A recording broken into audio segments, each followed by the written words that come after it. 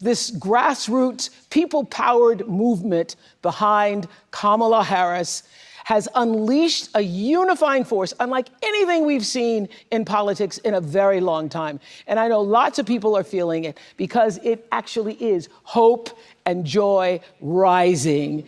And I hear Chris Rock is in the house. Chris, where are you? Chris Rock is in the house.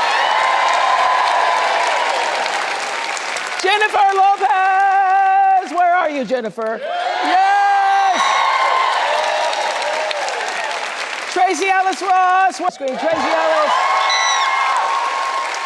Julia Roberts, where are you? Vice President, please welcome Kamala Harris.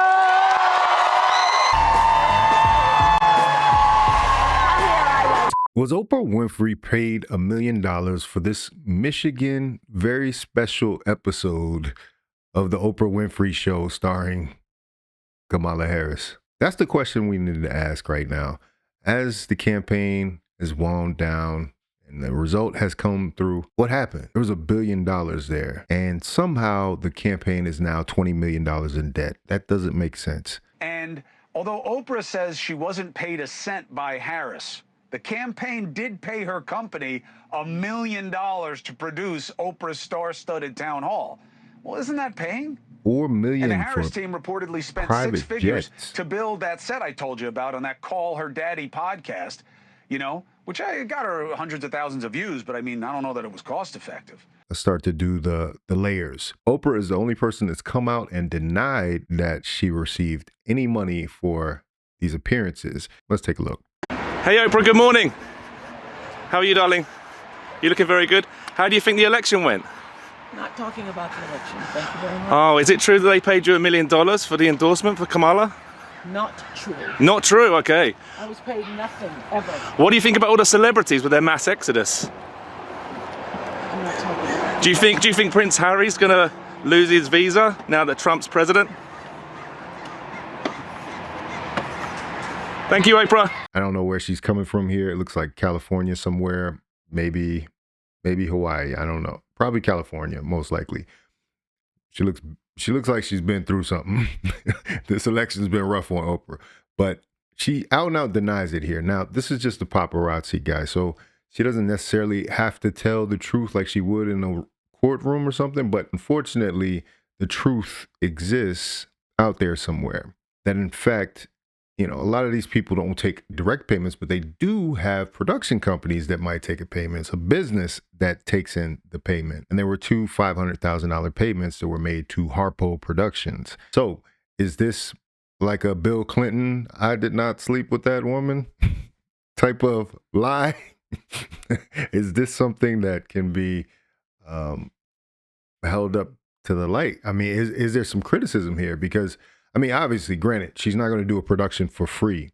Production costs money. But did that production, you know, that simple setup, 2 chairs and a bunch of monitors, did that really cost $1 million? That's the question we need to ask. And this seems to be a theme that went throughout the campaign. Call Her Daddy. They spent $100,000 to deck out a hotel room in Washington, D.C. for the interview they did. And if you look at that setup, it wasn't very complicated. How did that $100,000 get spent? And was that the fee? Was the fee included in that for them to loan their platform to the campaign? But if we remember, it was rumored there was an appearance fee for Beyonce, appearance fee for Lizzo, Megan Thee Stallion, Eminem. The list goes on. I can't get over these numbers. $10 million for Beyonce to step up and back Kamala Harris publicly. $5 million for Megan Thee Stallion. $3 million for Lizzo. $1.8 million for Eminem. I mean, is that normally how it goes? You spend $20 million, you get yourself in debt to try to get a bunch of rich celebrities on stage? I'd never seen that. Maybe I'm ignorant of the fact, but wow. But her denials were debunked by FAC filings showing 2 payments of $500,000 to Oprah's company. This commentator said Oprah Winfrey was asked if she got paid for her endorsement of Kamala Harris, Winfrey denied ever being paid, but FEC filings says she receives 2 payments of $500K each. Why is she lying? This commentator slammed Oprah, saying, "Why would Harris pay someone to endorse her? And if you're Oprah, why do you need another $1 million? For God's sake, give it to a food bank or people in need."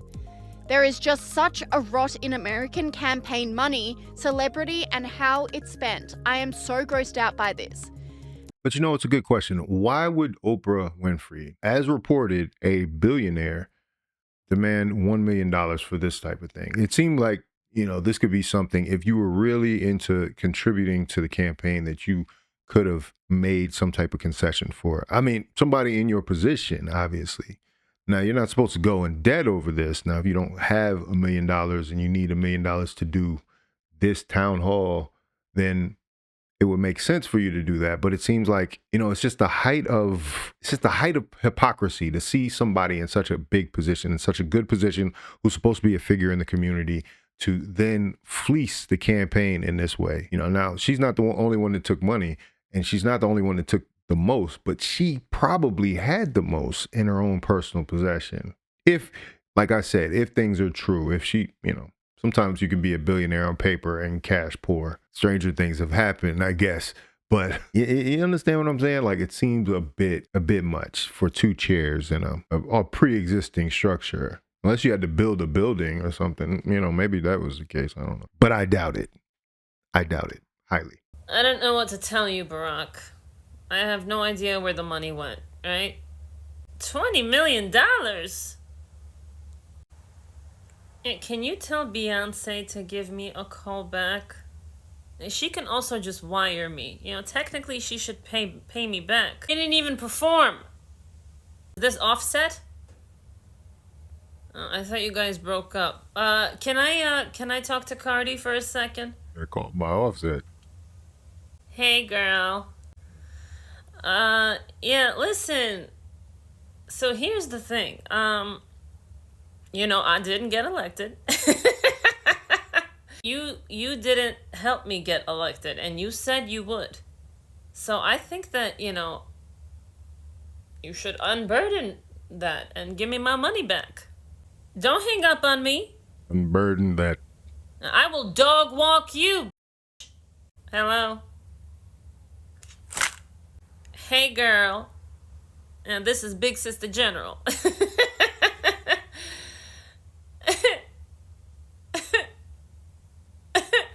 No, everything is fine. Listen, let me ask you a question. What do you think if you know, gave me my money back?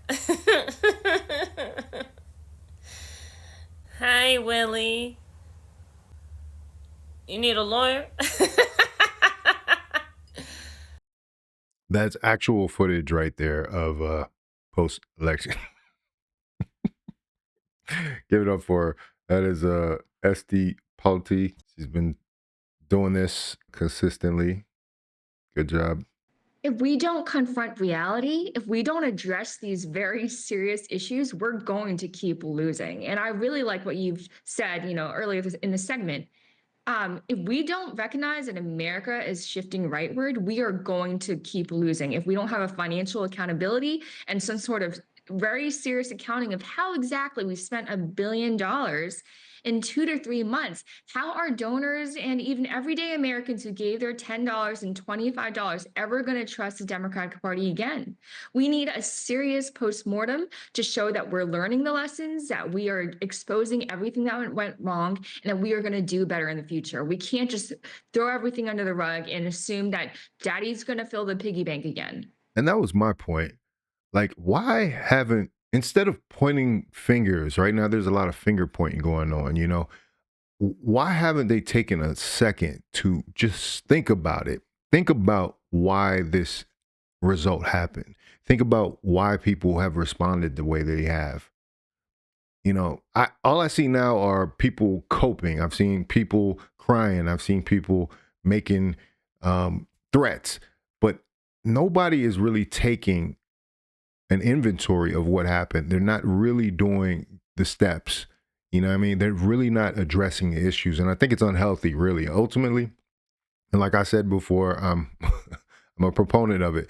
A lot of these people probably need some therapy. They need something to calm the anxiety that's happening right now, so they can then pinpoint what's going on and then attack it the next time, because there's no need in crying over spilt milk. You know, it's like some of these people have never played team sports. I can tell, because when you get a loss like this, you're supposed to take your loss on your chin. You're supposed to address it. You're supposed to watch the game tape, address it, and come back next time and win big. But you can't win big if you're not willing to admit fault, if you're not willing to admit fault and then address the problems that are there. Unfortunately, now you got people dodging accountability for where money was wasted. You got people dodging accountability for the timing of the event, for people dropping out at certain times. You know, people want to point the finger back at Biden. They say he didn't drop out soon enough. No, y'all were 100% behind him before he actually couldn't go any further. At the debate, he just stunk it up, and everybody was like, we got to pull him. We got to pull him. It's just like pulling a pitcher. You know, like if the pitcher is doing a bad job, there are signs going into this. You don't wait till the last minute to get him out, you know. Shoot, sometimes they pull a pitcher every inning, you know, and put another one in there. Just keep going. And y'all don't want to hear it from us, because you all called us everything but a child of God. We noticed that there were issues in the campaign. We were called misogynist. We were called hateful. We didn't want to see a woman win. All this stuff, especially when history contradicts that. And even the current day contradicts that. Back in the day, people voted for Hillary Clinton. But for some reason, there was scapegoatism. There was people putting men in the crosshairs. And still to this day, they're making a lot of their decisions based on what they think men have done. And I think it's totally unwarranted. Although the numbers are a little more complicated than people give it credit for, because I will say the one factor that nobody puts into play is the fact that there was a certain protest vote that didn't show up at all. The people that didn't show up at all, you can't count a 70 or 80% clip. You can count 70 or 80% of the people that voted. You can count 20% of the people that voted for Trump, but you can't count the whole, because not everybody showed up. And in fact, the numbers were down. They were slightly down from 2020. We need to do some real research, not the AOC type research. You know, AOC, she seems to be doing some research for a vindictive purpose. Let's take a look at what she's talking about. Seems like she's mad at us podcasters and online commentators, but she's putting together a hit list, y'all. She's putting together a hit list. Which podcasts are you listening to? Which accounts are you subscribing to? I'm interested, like genuinely. Let me know which ones specifically, which accounts, which podcasts, etc. Now, I did see this online, but I also noticed it too. Doesn't AOC's face look fuller? It looks good on her, right? Well, allegedly, she might be, rumor has it she might be with child. I don't know. But this is, people were wondering, now I think she has a husband, but people were just kicking around the idea of who the father might be. And this is one of the theories that might be possible. See, she looks totally different right there.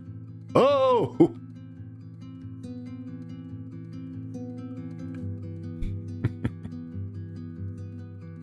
I apologize.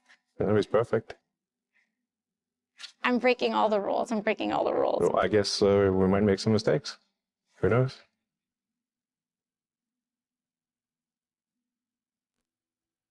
I think one of the biggest problems we have in DC is that everyone's egos are too big. I actually just prefer to have no titles at all. You're opening yourself up. I'm just being me. Man already has 10 children.